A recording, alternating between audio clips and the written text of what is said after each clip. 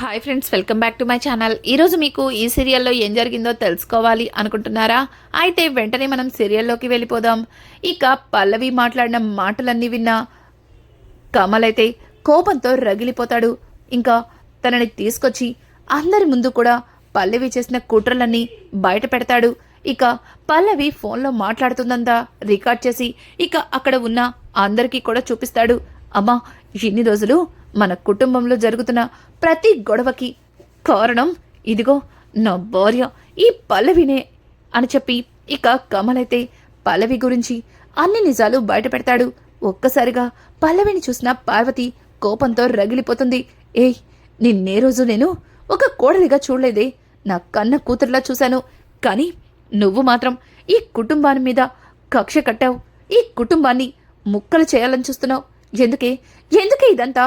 నువ్వెన్ని తప్పులు చేసినా నేను నిన్ను క్షమించాను, నా కూతురులాగా కడుపులో పెట్టుకున్నాను. కానీ నువ్వు పదే పదే చేసిన తప్పుని చేస్తూనే వస్తున్నావు. ఎందుకు అంటూ ఇంకా పార్వతి అయితే పల్లవి చెంప పగలగొడుతుంది. ఇక పల్లవి అయితే అది కాదత్తయ్య గారు, నేనేదో సరదాగా మాట్లాడుతుంటే అని అంటుంటే, ఛీ నోర్మోయ్, దొరికిపోయిన తర్వాత ఇంకా సరదా ఏంటి? చూడు, నువ్వు ఈ తప్పులన్నీ చేస్తున్నావని చిన్న అనుమానం ఉండేది. అది నిజమైతే నా రియాక్షన్ ఎలా ఉంటుందో నీకు చూపిస్తానని ఆ రోజే చెప్పాను. చూడు, నీలాంటిది ఇట్లాంటి ఇంట్లో ఉండడానికి వీల్లేదు. నిన్ను అంటూ కమలైతే పక్కన ఉన్న ఒక కుర్చీని పల్లవి మీదకి ఎత్తబోతుంటే ఒక్కసారిగా అవని అయితే ఆ కుర్చీని పట్టుకొని, కన్నయ్య ఆగు కన్నయ్య, ఆవేశపడకు అని అంటుంటే, చూడదునా, ఇంతవరకు మీరేం చెప్పినా సరే నేను తల వంచుకొని చేశాను. కానీ ఇప్పుడు నేను తీసుకున్న నిర్ణయానికి అడ్డు రావద్దు. అలా వస్తే నా మీదొట్టే అంటూ ఇక కమలైతే తన తల మీద ఒట్టు వేసుకుంటాడు. కన్నయ్య, ఎంత పని చేసావు, ఏంటి కన్నయ్య ఈ ఆవేశం అని అంటుంటే, చెప్పాను కదా వదినా, నేను తీసుకున్న నిర్ణయానికి ఎవ్వరూ అడ్డు రావద్దని అంటూ ఇక కమల్ లోపలికెళ్ళి పల్లవి లగేజీ బ్యాగ్ని తీసుకొస్తుంటే ఒక్కసారిగా పల్లవి ఆ బ్యాగ్ని చూసి కంగారు పడుతూ, బావా ప్లీజ్ బావా, నేను చెప్పేది విను బావా, ఏదో పొరపాటు అయిపోయింది బావా, ఇంకెప్పుడు అలాంటి పొరపాటు తప్పులు చెయ్యను బావా, నీకు దండం పెడతాను బావా, ప్లీజ్ బావా అంటూ ఇక పల్లవి అయితే కమల్ని ప్రాధేయపడుతుంటే, కమల్ చూడు, నువ్వెన్ని మాయమాటలు చెప్పినా నేనసలు వినిపించుకునేదే లేదు. ఇప్పటికే నీ విషయంలో ఒక్కసారి నమ్మాను, కానీ పదే పదే నిన్ను నమ్ముతూ రాలేను. చూడు, ఇంతకుముందు నిన్ను ఇంటి నుంచి పంపించినందుకు నీకు బుద్ధొచ్చిందే అనుకున్నాను. కానీ మళ్ళీ అదే తప్పు చేస్తూ ఇలా ఇంట్లో వాళ్ళని ఇబ్బంది పెట్టడానికి నీకు సిగ్గనిపించట్లేదా? ఛీ, నీతో ఇంకా మాట్లాడి టైం వేస్ట్ చేసుకోలేను. వెళ్ళిక్కడి నుంచి అంటూ ఇక కమలైతే పల్లవి మెడ పట్టుకొని నిర్దాక్షిణ్యంగా బయటకు గంటేస్తాడు. ఇంకా ఇంట్లో అందరితో కూడా, వదిన, ఇట్లాంటి దానికోసం మీరు బాధపడకండి, పదండి అంటూ అందరినీ తీసుకుని లోపలికి వెళ్ళి ఇక మొహం మీద డోర్ వేస్తాడు. పల్లవి అయితే, నన్నే మెడపట్టుకుని బయటకి గెంటేస్తావు కదూ, చెప్తా మీ పని, మీ అందరినీ రోడ్డున పడేలా చేస్తానంటూ ఇక పల్లవి అయితే ఇంటికి వెళ్తుంది. ఒక్కసారిగా పల్లవిని చూసిన భరత్, అక్క మీరేంటి ఇలా లగేజీ బ్యాగ్తో అని అంటుంటే ఇక వెనక నుంచి రాజేశ్వరి, అలా పల్లవి ఇంటి నుంచి వచ్చేయడానికి కారణం అక్కడ ఉన్న మీ అక్క అవని అని చెప్పడంతో ఒక్కసారిగా ఇక భరత్ అయితే షాక్ అయిపోతాడు. అమ్మా, ఏం మాట్లాడుతున్నారు? అవని అక్క పల్లవి సిస్టర్ని వెళ్ళగొట్టిందా అని అంటుంటే, వెళ్ళగొట్టింది అవని కాదు, నా భర్త కమల్. కానీ నా భర్తని రెచ్చగొట్టింది మాత్రం అవనినే అని చెప్పడంతో ఒక్కసారిగా ఇక భరత్ అయితే షాక్ అయిపోతాడు. ఏం మాట్లాడుతున్నారు సిస్టర్? మిమ్మల్ని బావగారే వెళ్ళగొట్టారా అని అంటుంటే, అవును భరత్, ఆ ఫైనాన్షియర్కి డబ్బిచ్చి తర్వాత ఆ ఫైనాన్షియర్ అలా గొడవ చేయడానికి కారణం నేనే మిమ్మల్ని రెచ్చగొట్టానని కమల్ బావతో అవని అక్క ఏదేదో చెప్పింది. పైగా ఇంట్లో జరుగుతున్న ప్రతి గొడవకి నన్నే కారణమంటుంది. ఇక నిన్ను మీ అమ్మ నుంచి విడగొట్టానని ఏదేదో మాట్లాడుతుంది. అదంతా నేను చేయలేదని అందరి ముందు ఎంతగానో ప్రాధేయపడ్డాను. కమల్ బావని కాళ్ళు పట్టుకుని బ్రతిమలాడాను. కానీ అందరూ కూడా నన్ను అవమానించి కొట్టి తిట్టి అక్కడి నుంచి పంపించేశారు. మామ్, ఇక నేను ఎక్కడికి వెళ్ళను, ఇక్కడే ఉంటాను అంటూ రాజేశ్వరిని పట్టుకుని దొంగ ఏడుపులు ఏడుస్తుంది. ఇంకా రాజేశ్వరి కూడా, చూడమ్మ పల్లవి, ఇక నువ్వు ఎవ్వరి దగ్గరికి వెళ్ళక్కర్లేదు. మీ నాన్నగారు అక్కడుండి కూడా నీ విషయంలో ఒక్క మాట కూడా మాట్లాడలేదంటే నువ్వు ఎట్లాంటి బాధని అనుభవించావో నాకు అర్థమవుతుంది. ఇక నువ్విక్కడ సంతోషంగా ఉండొచ్చు అంటూ ఇక రాజేశ్వరి అయితే పల్లవిని తీసుకుని అక్కడి నుంచి లోపలికైతే వెళ్ళిపోతుంది. ఇక పల్లవి రాజేశ్వరితో, చూడండి మామ్, ఎట్లా అయినా సరే భరత్ గడితో ప్రణతిని వెళ్ళగొట్టించాలి. నన్ను వెళ్ళగొట్టించిన ఆ కమల్ గడికి అలాగే ఆ కుటుంబానికి జీవితంలో మర్చిపోలేని దెబ్బ కొట్టాలి అని అంటుంటే నేను కూడా అదే పనిలో ఉన్నాను. ఏదో ఒకటి చేసి భరత్ ఆ ప్రణతిని మెడ పట్టుకుని బయటికి గెంటేలా చేయాలనుకున్నాను. కానీ ఇలా నీ మగుడు నిన్ను గెంటేస్తాడని అస్సలు ఊహించలేకపోయాను. అసలు ఎందుకు ఇదంతా? కాస్త చూసుకుని మాట్లాడుండాల్సింది అని అంటుంటే నాకేం తెలుసు, వాడు దొంగచాటుగానే మాట్లాడిందంతా అలా రికార్డ్ చేస్తాడని. అందుకే కదా ఇలా ఇంటి నుంచి బయటకు వచ్చేయాల్సి వచ్చింది. చూడు మామ్, నేను ఆ ఇంట్లో చాలా అవమానాలు పడి బయటికి వచ్చాను. అలాగే ఆ ఇంటి నుంచి వచ్చిన ప్రణతి కూడా అదే అవమానాన్ని భరించి ఇంటి నుంచి వెళ్ళగొట్టాలి. దాన్ని వెళ్ళగొట్టిన తీరు చూసి ఆ కమల్గాడు అలాగే అవని ఆ కుటుంబ సభ్యులందరూ కూడా గుండెలు బాదుకునేలా ఏడవాలి అని చెప్పడంతో ఇంకా రాజేశ్వరి, అదంతా నేను చూసుకుంటాను, పద, ఎప్పుడు తినవో ఏంటో, నీకోసం నీకిష్టమైన కర్రీ చేశాను అంటూ రాజేశ్వరి అయితే ఇంకా పల్లవిని డైనింగ్ టేబుల్ దగ్గరికి తీసుకెళ్తుంది. అలా డైనింగ్ టేబుల్ దగ్గర అందరూ కూడా కూర్చుని ఇంకా భోజనం చేస్తూ ఉంటారు. అలా భోజనానికి కూర్చుని ఉండగా ఇంకా పల్లవి అయితే, భరత్, అమ్మా ఈ కూర చాలా బాగా చేస్తుంది. ఇంకా ప్రణతి మాత్రం వాళ్ళ వైపు అలానే చూస్తుంది. ఇంకా ప్రణతి చూపులు చూసిన పల్లవి, ప్రణతి ఏంటలా చూస్తున్నావు? భరత్ని మాత్రమే కర్రీ వేసుకోమన్నాననా? చూడు, భరత్ ఏముంది, నువ్వు కూడా కర్రీ వేసుకో. నిజంగా మామ్ చాలా బాగా చేస్తుంది, ఈ కర్రీ నాకు చాలా ఇష్టం అని చెప్పడంతో ఇక రాజేశ్వరి కూడా, అవును ప్రణతి, ఇదిగో ఈ కర్రీ వేసుకో అంటూ ఆ ప్లేట్లో కర్రీని వడ్డిస్తూ ఉంటే ఇంకా ప్రణతి అయితే వాళ్ళని అలానే చూస్తూ, ఏంటి అసలు ఆ ఇంటి నుంచి వచ్చినందుకు నువ్వు కొంచెం కూడా బాధపడట్లేదు? పైగా నువ్వు అలాగే అత్తయ్య భరత్ మీద ఇలా విపరీతమైన ప్రేమని కురిపిస్తున్నారు. చూడు భరత్, వీళ్ళు మాటలు, వీళ్ళు ప్రవర్తించే తీరు చూస్తుంటే నీకేం అనిపించట్లేదా అని అంటుంటే, ఏయ్ ప్రణతి, ఏం మాట్లాడుతున్నావు? అసలు నీకు బుద్ధుండే మాట్లాడుతున్నావా? ఇప్పటికే పల్లవి అక్క చాలా బాధలో ఉంది. తనని బావగారు ఇంటి నుంచి వెళ్ళగొట్టేశారు. కానీ పల్లవి అక్క మాత్రం నీ గురించి ఆలోచిస్తుంది. మీ అన్నయ్య తనని మెడ పట్టుకుని బయటికి తోసేసినా నీకు ఇష్టమైన కర్రీ అని చెప్పి మరీ వడ్డిస్తున్నారు. నిన్ను అంత ప్రేమగా చూసుకుంటే వాళ్ళ మీద ఇలా మాట్లాడడానికి నీకు బుద్ధనిపించట్లేదా అని అంటుంటే, చూడు భరత్, నాకేమనిపిస్తుందో లేదో కానీ నీకు మాత్రం ఒక విషయం తెలియట్లేదా? ఉన్న పలంగా పల్లవి అలాగే అత్తయ్య నీ మీద ఇంత ప్రేమని ఎందుకు కురిపిస్తున్నారో నాకైతే అర్థం కావట్లేదు. ఒకప్పుడు నీ మీద అలాగే అత్తయ్య గారి మీద, అవని అక్క మీద వీళ్ళు ఎన్నో కుట్రలు చేసేవాళ్ళు. మరి ఇప్పుడు వాళ్ళ నుంచి నిన్ను మాత్రమే ఎందుకు ఇంత ప్రేమని చూపిస్తున్నారు? అది నీకెందుకు అర్థం కావట్లేదు అని అంటుంటే, ఏయ్ చూడు, వాళ్ళు నాతో ప్రేమగా ఉండడం నీకు నచ్చకపోతే, నువ్వు చూడలేకపోతే ఇక్కడి నుంచి వెళ్ళిపో. అంతేగాని ఇలా వాళ్ళు చూపించే ప్రేమని తప్పు పడితే మాత్రం అస్సలు ఊరుకోను అంటూ ఇక భరత్ అయితే డైనింగ్ టేబుల్ నుంచి లేచి వెళ్ళిపోతుంటే ఇంకా పల్లవి, చూడు ప్రణతి, భరత్ ఎంత బాధపడుతున్నాడో.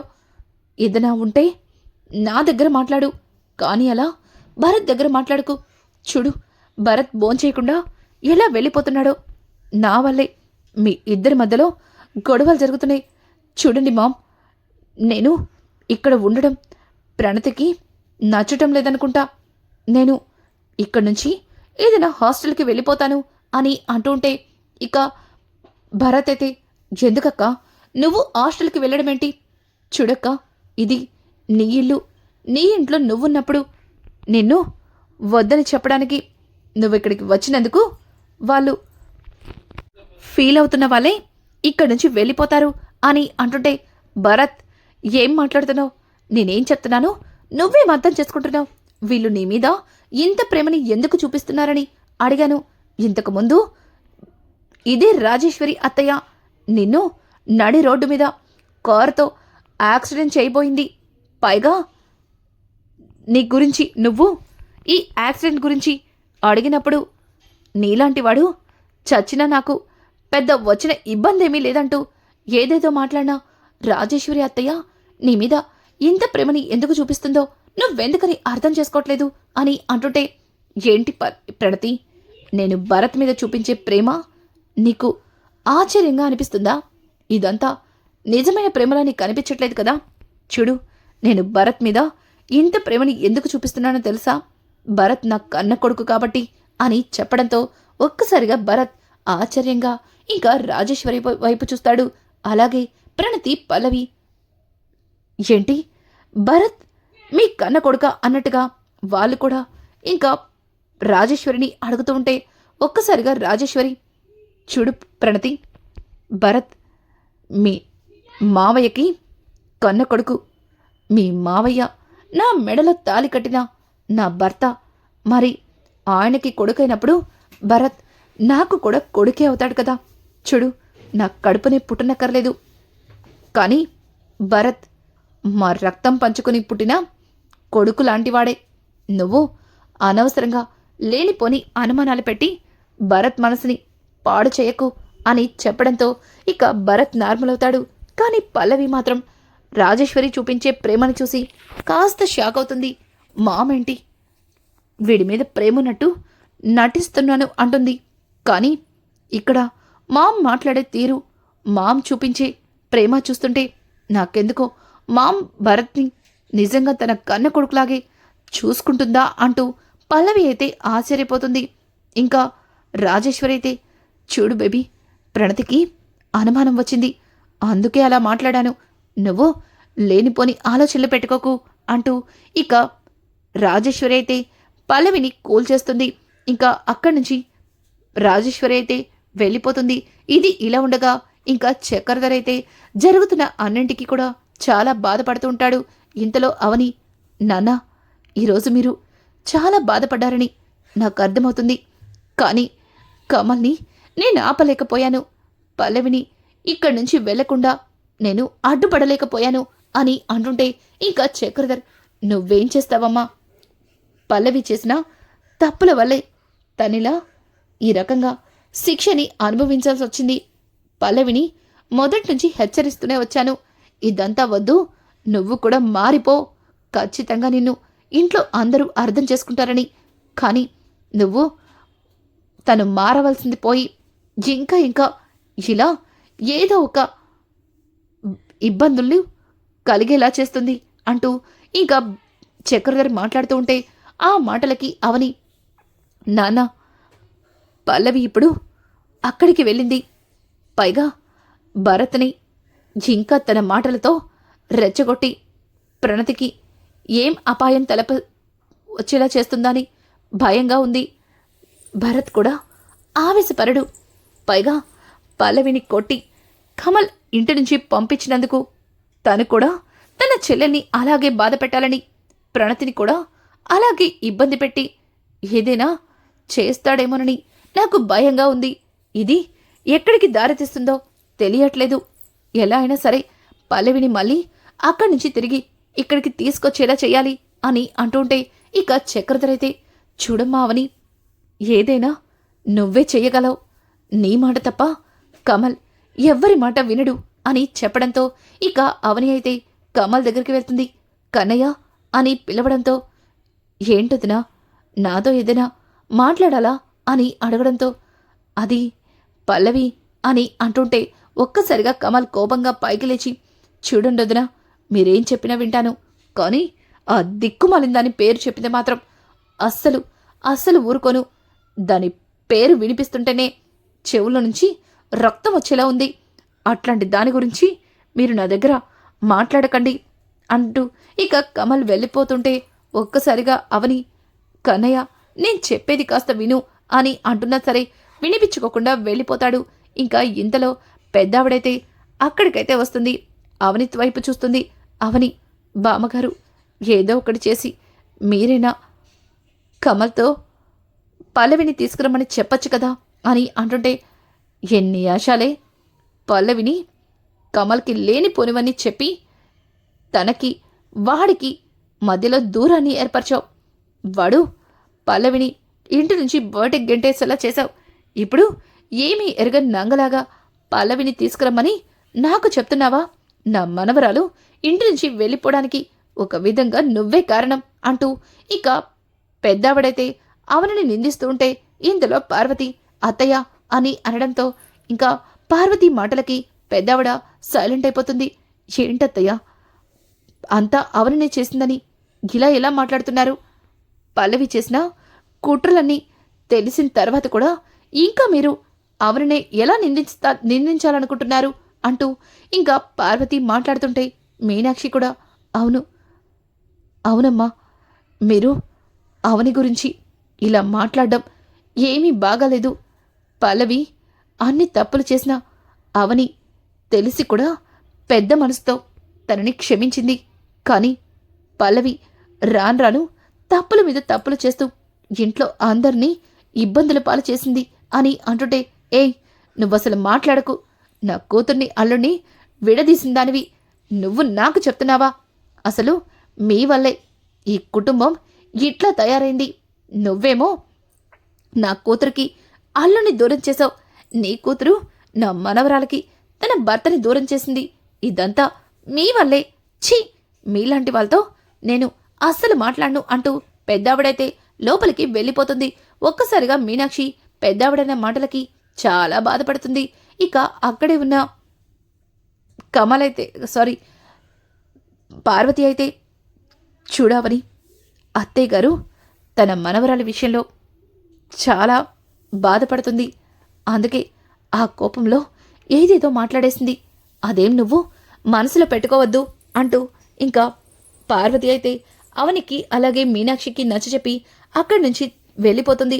ఇంకా ఇది ఇలా ఉండగా ఇక్కడ చూస్తే ఇక పల్లవి అయితే కావాలని భరత్ ఆఫీస్ నుంచి ఇంటికి రావడం చూసి ఇక ప్రణతిని వైపు చూసి, ప్రణతి, నాకు కాస్త కాఫీ ఇస్తావా అని అంటుంటే అంతకుముందే ప్రణతితో కాఫీ పెట్టించుకున్న పల్లవి మరొకసారి కాఫీ అడగడం చూసి, అదేంటొదినా, ఇప్పుడేగా కాఫీ తాగారు, మళ్ళీ కాఫీ అడుగుతున్నారు అని అంటుంటే ఇక పల్లవి అయితే, నాకు తలనొప్పిగా ఉంది, అందుకే ఇంకొకసారి కాఫీ అడిగాను.